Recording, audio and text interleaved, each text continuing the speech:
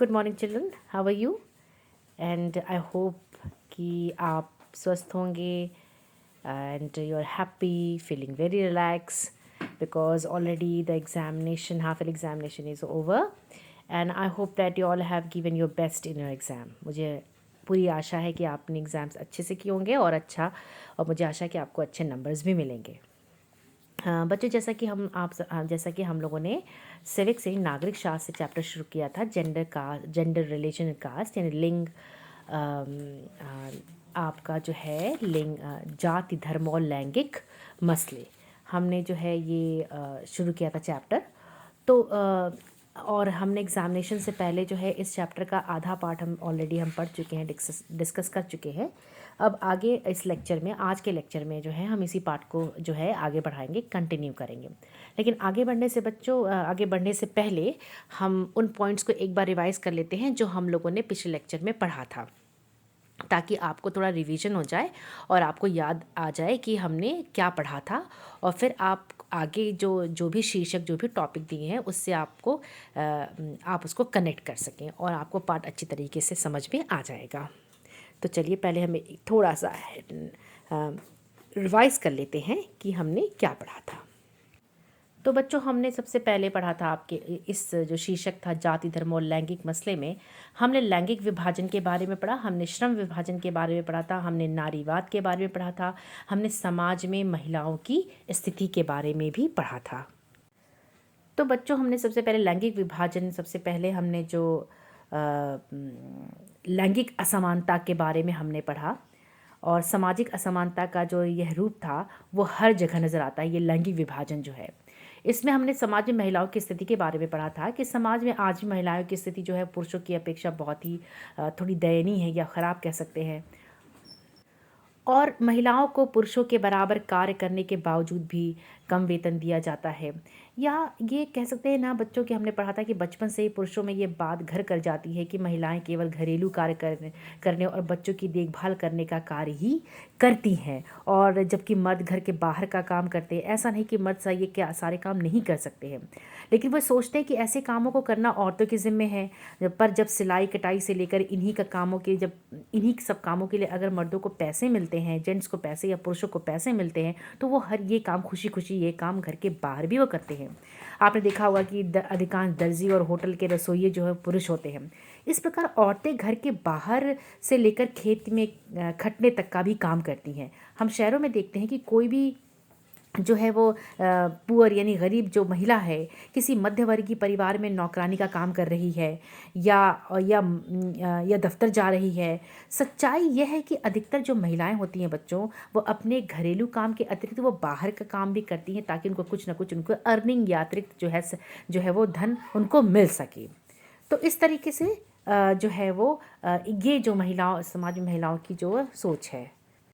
अब बच्चों, जैसा कि हम सब जानते हैं कि महिलाओं की जो हमने पिछले लेक्चर में हमने ये भी पढ़ा कि महिलाओं को जो है सार्वजनिक जीवन जो है वो पुरुषों के कब्ज़े में आ गया, और मनुष्य जाति की जो आबादी है उसमें औरतों का हिस्सा आधा है, पर सार्वजनिक जीवन में ख़ासकर राजनीति के क्षेत्र में जो इनकी भूमिका है वो ना के बराबर है। और पहले सिर्फ पुरुषों को ही जो है वो पब्लिक मामलों में यानी सार्वजनिक मामलों में भागीदारी करने, जैसे वोट देने का या सार्वजनिक पदों में चुनाव लड़ने की परमिशन दी, अनुमति दी जाती थी। लेकिन बाद में जो है राजनीति में लैंगिक विभाजन को लेके बहुत सारे इश्यूज़, बहुत सारे मुद्दे डिस्कस हुए, तो औरतों के और डिस्कस हुए, तो औरतों ने अपने अपने संगठन बनाए दुनिया के बहुत सारे विश्व में के अलग अलग हिस्सों में, और फिर अपने बराबरी के अधिकार को हासिल करने के लिए उन्होंने बहुत से आंदोलन भी चलाए। विभिन्न देशों में महिलाओं को वोट करने का अधिकार करने के लिए आंदोलन भी चलाए गए। तो इस तरीके से महिलाओं को ऊंचा दर्जा देने के लिए या उनके अधिकारों की बात करने के लिए बहुत सारी जो है आंदोलनों को जो है वो चलाया गया। अब हम कह सकते हैं बच्चों कि अगर हम देखें कि 2011 से लेकर जनगणना के अनुसार भारत में जो महिलाओं की साक्षरता दर है वो आपका सिर्फ 64.60 है, जबकि पुरुष साक्षरता दर जो 80.9 है। अब भारत के जो ज़्यादातर जो क्षेत्र है और लड़कों को ही तरजीह दी जाती है, और यही कारण है कि भ्रूण लिंग हत्या भी होती है। अब इसके बाद केंद्र सरकार ने कानून बनाकर अपराध जो है इसको घोषित कर दिया। फिर भारत में लिंग अनुपात जो है वो जनगणना 2011 के अनुसार 9:40 है। महिलाओं को भी स्थानीय निकाय यानी पंचायती राज और नगर पालिका में 33% आरक्षण दिया गया है। तो इस तरह धीरे धीरे जैसे जैसे टाइम बीता बच्चों, वैसे वैसे महिलाओं की स्थिति भी सुधरी। बच्चों, हमने पिछले लेक्चर में नारीवादी समूह के बारे में भी पढ़ा था कि ये एक ऐसा समूह है जो औरत और मर्द दोनों के समान अवसरों और अधिकारों में विश्वास करते हैं। उसे नारीवादी समूह कहा जाता है। यानी नारीवादी समूह ऐसा समूह है जो महिलाओं और पुरुष दोनों के समान अवसरों एवं अधिकारों में विश्वास करते हैं और उसे नारीवादी समूह कहा जाता है। उसके बाद पारिवारिक कानून के बारे में भी हमने बच्चों पढ़ा था कि किस तरीके से पारिवारिक कानून जो है वो, हमने इसके बारे में भी पढ़ा पारिवारिक कानून के बारे में कि विवाह, तलाक, गोद लेना और उत्तराधिकार से जुड़े जो मसले होते हैं, जो मामले होते हैं, उससे संबंधित जो कानून हैं वो पारिवारिक कानून कहलाते हैं। तो इन सब चीज़ों के बारे में बच्चों हमने पिछले लेक्चर में हमने पढ़ा था। तो बच्चों, ये सारे टॉपिक्स हमने पिछले लेक्चर में डिस्कस कर हम पढ़ चुके हैं। अब हम आगे बढ़ते हैं और आज हम पढ़ेंगे सांप्रदायिकता क्या है। और आज हम पढ़ेंगे कि सांप्रदायिकता क्या है और सांप्रदायिकता राजनीति में कितने रूप होते हैं और धर्मनिरपेक्ष शासन क्या है। तो सबसे पहले हम पढ़ते हैं सांप्रदायिकता क्या है। यानी सांप्रदायिकता आपका जो शीर्षक है उसको कम्युनलिज्म जिसे हम कह सकते हैं इंग्लिश में। तो ये सांप्रदायिकता कॉन्सेप्ट या धारणा है क्या।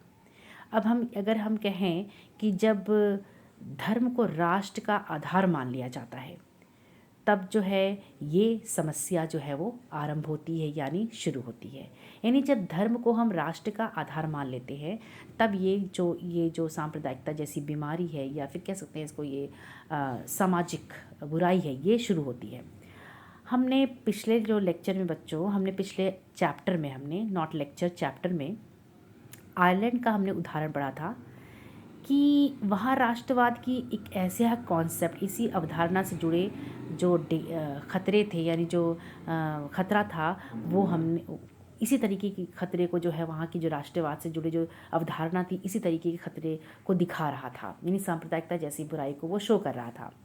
अब समस्या तब और बड़ी हो जाती है जब राजनीति में क्या होता है, धर्म को इम्प्रेस या एक्सप्रेस करने के लिए यानी उसको अभिव्यक्त करने के लिए, प्रकट करने के लिए एक समुदाय को इम्पोर्टेंस दिया जाता है और फिर पक्ष पोषण और उसके बाद पार्शियलिटी जैसी चीज़ें होने लगती हैं तथा इसके जो अब ये क्या होता है, और इसके जो अनुयायी होते हैं या उसको धर्म के मानने वाले जो लोग थे उसके खिलाफ मोर्चा खोलने लगते हैं।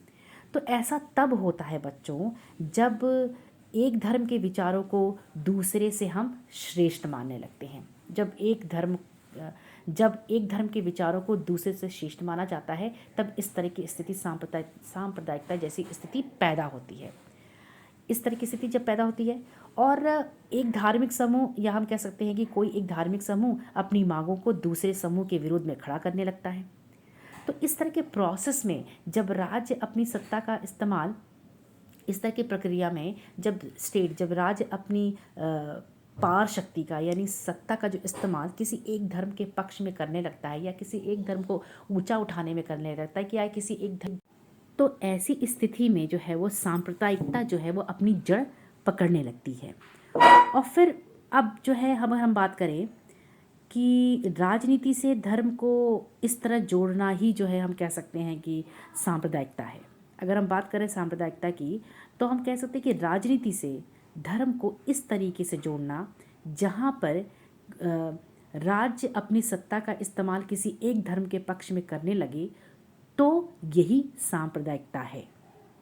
अब बात करते हैं कि सांप्रदायिक राजनीति क्या है।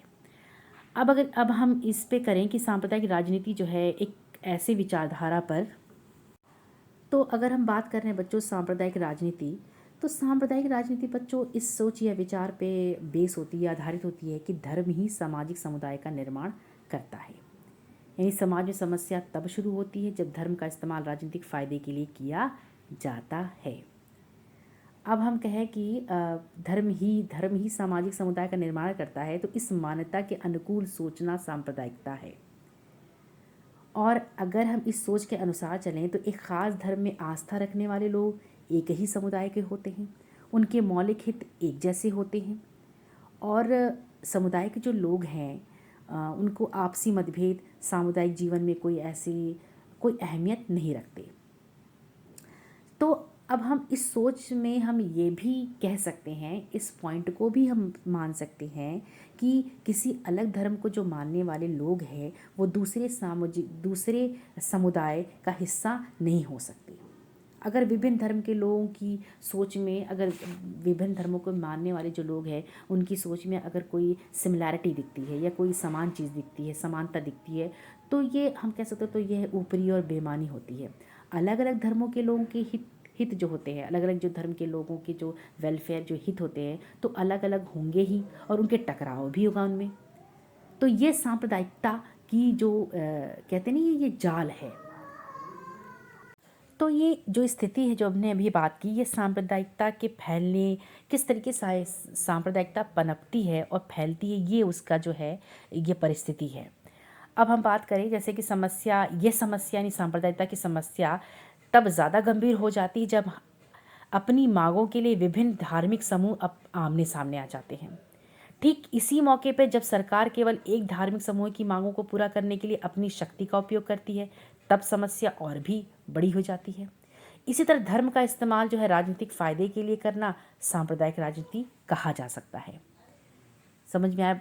तो आपको समझ में आ गया होगा कि सांप्रदायिकता जो है वो किस तरीके से उभरती है, किस तरीके से राजनीति से जुड़ती है, और ये राजनीति में जाने के बाद क्या इसका प्रभाव रहता है। अब हम कहते हैं अब एक ये भी है कि ये है जो अब हम कह सकते हैं कि अगर बहुत विभिन्न धर्मों के लोग जो है अलग अलग उनके जो हित की बातें होंगी वो अलग अलग होंगी ही, और अगर उनके हित अलग अलग होंगे तो उनका आपस में टकराव भी होगा। सांप्रदायिक सोच और भी ज़्यादा विकराल हो जाती है जब उसमें यह विचार या यह जो है वो सोच जुड़ने लगती है कि दूसरे धर्मों के जो लोग हैं, मानने वाले लोग हैं, वो एक ही राष्ट्र में समान नागरिक के तौर पे नहीं रह सकते। अगर ये हम विचार जो अगर हमारे दिलों में या रहने वाले लोगों के दिलों में ये बात आ जाए या ये विचार पनप जाए कि दूसरे धर्मों के अनुयायी जो है वो एक ही राष्ट्र में समान नागरिक के तौर पे नहीं रह सकते, तो इस मानसिकता के अनुसार एक समुदाय के जो लोग हैं वो दूसरे कम्युनिटी या समुदाय के बीच में एक कॉम्प्रोमाइज़ जैसा या सद्भावना जैसी चीज़ें होनी चाहिए या फिर उनके लिए अलग राष्ट्र बने, तब जो है, क्योंकि जब एक समुदाय दूसरे समुदाय से, ये ज़रूरी नहीं है कि उनके विचार मिलते हों। तो एक धर्म के लोगों के हित और उनकी आकांक्षाएं हर मामले में एक जैसी हों, ये तो पॉसिबल नहीं है, संभव नहीं है, क्योंकि हर व्यक्ति अपनी अलग अलग भूमिका निभाता है और उसकी अपनी एग्जिस्टेंस, उसका अस्तित्व, उसकी पहचान अलग अलग होती है। तो हर कम्युनिटी के लोग, हर समुदाय के लोगों के विचार अलग अलग होते हैं, तो इन सभी को अपनी बात कहने का अधिकार है। इसलिए एक धर्म से जो जुड़े सभी जो लोग होते हैं, उन किसी गैर धार्मिक संदर्भ में उनको एक करके देखना उस समुदाय की विभिन्न आवाज़ों को दबाना है।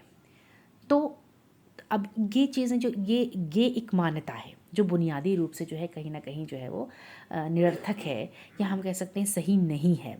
जैसे कि हमने आपको बताया कि बहुत सारे ऐसी चीज़ें हैं कि सब समुदाय के जो लोग हैं, अगर हम ये बात कहें कि एक धर्म के लोग जो हैं वो दूसरे धर्म के लोगों को की तरह ही सोचना चाहिए, या एक पर्सन दूसरे पर्सन की सोच क्यों नहीं एक जैसी है, तो ये संभव नहीं है। लेकिन ये क्या संभव है, उनके बीच जो है वो एक कनेक्टिविटी बनी रहे, एक समझदारी की बॉन्डिंग बनी रहे। तो बच्चों, सांप्रदायिक राजनीति का ये सिद्धांत हम कह सकते हैं कि ये है कि धर्म सामाजिक संरचना का मुख्य आधार है, या एक धर्म के अनुयायियों को एक समुदाय बनाना चाहिए, उनके मौलिक हित समान होते हैं। और ये क्वेश्चन ये भी है हमारे सामने कि सांप्रदायिक राजनीति का सिद्धांत गलत क्यों है, क्योंकि जैसा कि हमने बताया कि सांप्रदायिकता ही एक गलत समस्या है ये।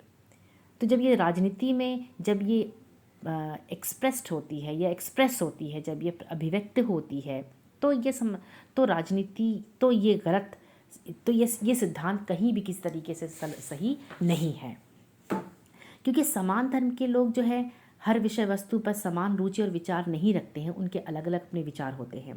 प्रत्येक व्यक्ति की पहचान जो है विभिन्न संदर्भों में भिन्न भिन्न होती है।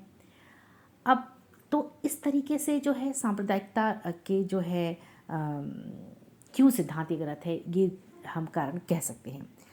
अब इसके अनेक रूप होते हैं राजनीति में। जैसे सांप्रदायिकता की सबसे आम अभिव्यक्ति जो है हम अपने जीवन में ही देख सकते हैं कि जैसे जैसे होता है कि हम कह सकते हैं कि धार्मिक समुदाय के बारे में बनी जो धारणाएं हैं, जो विचार है, वो एक धर्म को लेकर दूसरे धर्म में श्रेष्ठ मानने की मान्यताएं भी शामिल है। यानी कि हमारा धर्म सबसे श्रेष्ठ है, हम सुपीरियर हैं, और दूसरे धर्म को हम सम्मान नहीं कर रहे हैं, उनको इन्फीरियर तरीके से देख रहे हैं।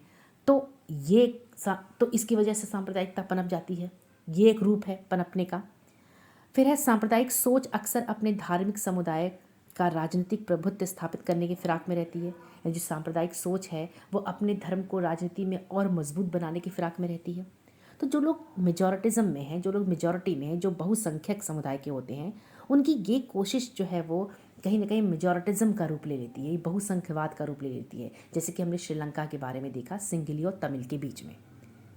तो सिंघली बहुसंख्यवाद हो गया, सिंघली का प्रभुत्व हो गया, वो ज़्यादा बढ़ गया, उसको ज़्यादा ऊपर उठा दिया गया, तो वो बहुसंख्यवाद में आ गया, और बाकी जो तमिल्स थे वो अल्पसंख्यक में आ गए।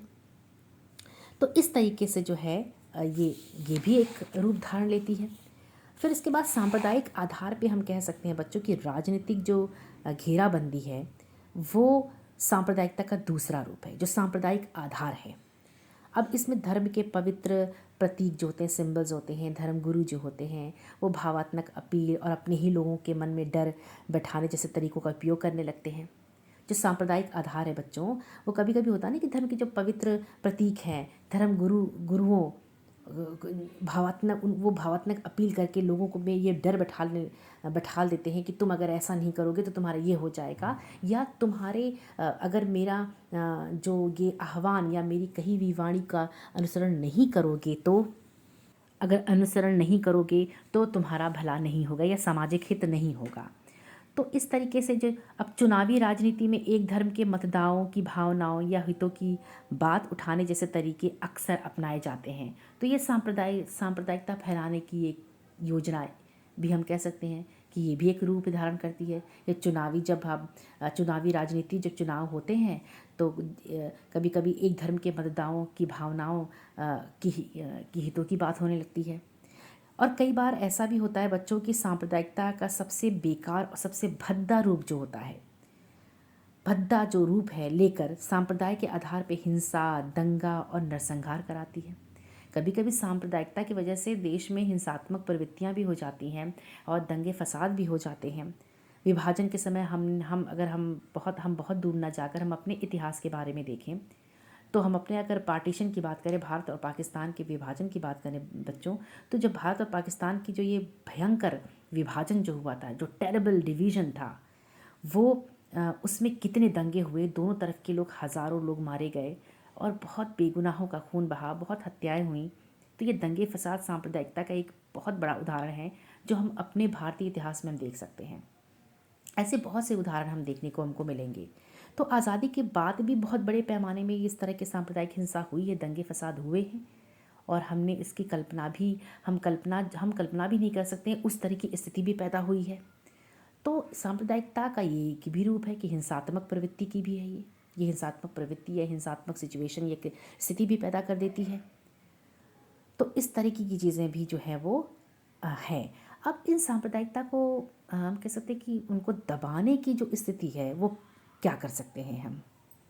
तो पहला हम कह सकते हैं बच्चों कि भारत एक धर्मनिरपेक्ष राज्य है। मैं अभी आपको धर्मनिरपेक्षता के बारे में बताती हूँ। और भारत का कोई अपना आधिकारिक धर्म नहीं है। सभी नागरिकों एवं समुदाय को अपने धर्म को अपनाने और प्रचार करने की आज़ादी है, और संविधान धर्म के अनुसार पर भेदभाव को असंवैधानिक घोषित करता है।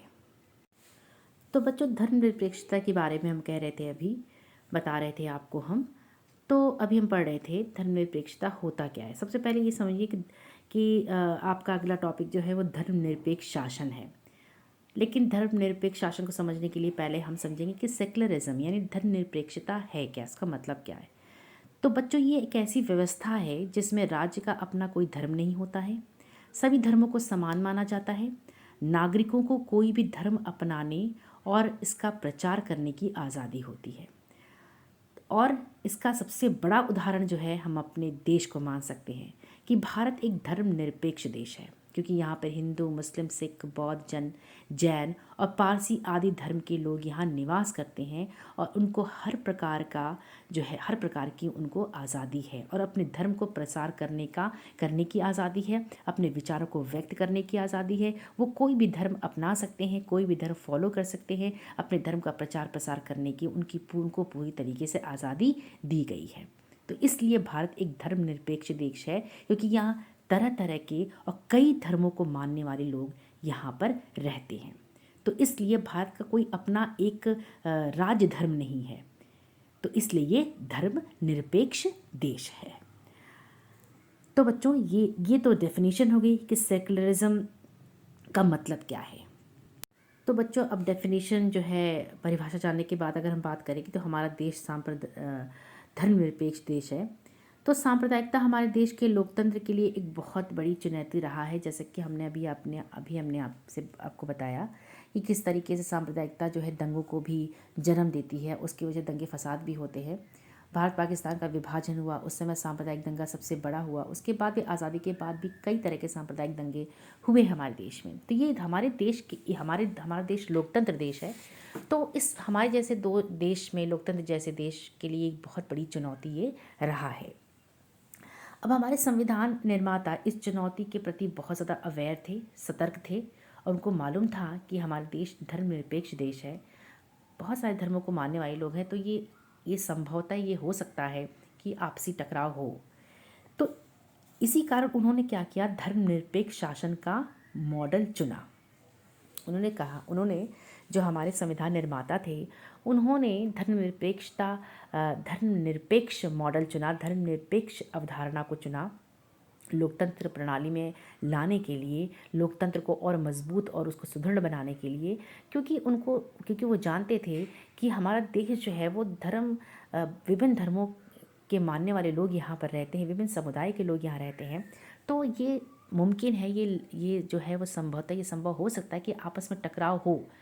तो ऐसा हो सकता है कि कभी एक धर्म दूसरे धर्म से सुपीरियर अपने आप को मानने लगे या लोग उसको मानने लगे, समझने लगे। तो इससे जो है स्थिति जो है वो गंभीर हो सकती है। इसलिए उन्होंने सभी धर्मों को समान रूप देखने के लिए, सभी धर्मों को आज़ादी देने के लिए, सभी धर्मों को अधिकार देने के लिए, अवसर प्रदान करने के धर्मनिरपेक्ष मॉडल को चुना। अब कह सकते हैं कि और इसी आधार पर संविधान में बहुत सारे जो है प्रावधान या प्रोविजंस किए गए हैं, जो हमने इसके बारे में थोड़ा बहुत 9th में भी पढ़ा था। जैसे कि पहला है कि भारतीय राज्य ने किसी धर्म को राज्य के धर्म नहीं माना। अब जैसे श्रीलंका में बौद्ध धर्म, पाकिस्तान में इस्लाम और इंग्लैंड में ईसाई धर्म का जो दर्जा रहा है, उसके जस्ट विपरीत भारत का संविधान किसी धर्म को विशेष दर्जा नहीं देता है, या क्योंकि सभी धर्मों को सभी तरीके का अवसर प्रदान है। अब संविधान सभी नागरिकों और समुदायों को किसी भी धर्म का पालन करने और उसको प्रचार करने की आज़ादी देता है। यानी संविधान सभी धर्मों को जो है सभी नागरिकों को और समुदायों को किसी भी धर्म को चुनाव करने की आज़ादी देता है और उसको प्रचार प्रसार करने की भी आज़ादी प्रदान करता है। अब तीसरा पॉइंट ये है कि मतलब ये हम आपको बता रहे हैं कि धर्मनिरपेक्षता का मॉडल जो संविधान ने प्रस्तुत किया तो क्यों किया, और फिर उसका असर किस तरीके से भारत पे आया, संविधान ने किस तरीके से लागू किया। तो तीसरा पॉइंट इसका ये है बच्चों कि संविधान धर्म के आधार पर किए जाने वाले किसी तरह के भेदभाव को असंवैधानिक मानता है, अवैधानिक मानता है, इल्लीगल मानता है कि धर्म के आधार पर डिस्क्रिमिनेशन, भेदभाव जो है वो इल्लीगल है, अवैधानिक है। क्योंकि हमारा देश सेकुलर देश है, हमारा देश लोकतांत्रिक प्रणाली वाला देश है, हमारा देश धर्मनिरपेक्षता, देखिए सभी धर्मों को मानने वाला देश है। फिर इसके बाद अगला पॉइंट है कि संविधान जो है वो धार्मिक समुदाय में समानता निश्चित करता है, और जैसे कि ये छुआछूत जैसी की इजाज़त नहीं देता है। तो बच्चों संविधान जो है वो धार्मिक समुदायों में समानता सुनिश्चित करता है, और ये छुआछूत जैसे जो ये जाति, ये जो प्रथा है, छुआछूत जैसी चीज़ें, बुराइयां हैं, उसकी इजाज़त भी, इसकी परमिशन भी नहीं देता है। और जो है आप हम कह सकते हैं बच्चों कि अगर इस चीज़ से अगर हम इस सब चीज़ों को अगर हम ध्यान से पढ़ें तो धर्मनिरपेक्षता कुछ पार्टियों या व्यक्तियों को एक विचारधारा एक विचारधारा भर नहीं, एक मतलब ये एक ऐसी कोई कुछ पार्टियों या कुछ व्यक्तियों तक ही सीमित नहीं है सेक्युलरिज्म। ये विचार हमारे संविधान की बुनियाद है, बेस है ये हमारा। तो सांप्रदायिकता जो है भारत में सिर्फ कुछ ही लोगों के लिए एक खतरा नहीं है, ये भारत की बुनियादी अवधारणा के लिए ही एक चुनौती है। अगर हम कहें कि सांप्रदायिकता किसी एक समुदाय के लिए खतरे का काम करती है तो ये नहीं है, ये हम नहीं मान सकते हैं। बल्कि ये तो हमारे भारत की जो बेस है, जो बेस फाउंडेशन है, जो बुनियादी जो कॉन्सेप्ट है, जो अवधारणा, उसके पूरे के लिए ये सांप्रदायिकता समस्या जो है वो खतरा है। तो इसी तरह जो है धर्मनिरपेक्ष जो है इसी इसी इस हमारी जो कह सकते हैं कि हमारी तरह का धर्मनिरपेक्ष संविधान जो है वो ज़रूरी चीज़ है, पर अकेले इसी के दम पर या इसी के बेस पे सांप्रदायिकता का मुकाबला नहीं किया जा सकता है। हमें अपने जो डेली जीवन है, जो दैनिक जीवन है, उसमें सांप्रदायिकता जो प्रेडिक्शंस हैं, जो सांप्रदायिकता होने वाली जो स्थितियाँ हैं, उनको रोकना चाहिए, उनको रोकना पड़ेगा। और जो आपसी जो एक मनमुटाव जैसी स्थिति पैदा होने लगती है उसको हमें नेग्लेक्ट करना होगा, उसको हमें हटाना होगा। तो अब तो तब जाके कहीं इक्वालिटी होगी, तब कहीं जाके समानता होगी। अब अगर हम बात करें बेटा समानता की बच्चों, तो इसमें ये भी है कि हम श्रम विभाजन की हमने भी बात इससे पहले हमने पढ़ा था कि होता है ना कभी कि जैसे श्रम विभाजन क्या है कि कार्यों के हिसाब से जो है समाज में विभाजन हो जाना। जैसे अगर कोई व्यक्ति खेती कर रहा है तो वो किसान हो गया, अगर कोई व्यक्ति जो है वो मिट्टी के बर्तन बना रहा है तो वो कुम्हार हो गया, या कोई लोहे का काम कर रहा है तो वो लोहार हो गया, या कोई जूते या चीज़ सोल या जूते का जो है वो कार्य कर रहा है तो वो जो है वो मोची हो गया, और कोई दर्जी या कपड़े सिलने काम कर तो वो दर्जी हो गया। तो हम ये विभाजन जो है, सामाजिक विभाजन जो है, ये कार्य के अनुसार जो विभाजन होता है उसको हम श्रम विभाजन कहते हैं।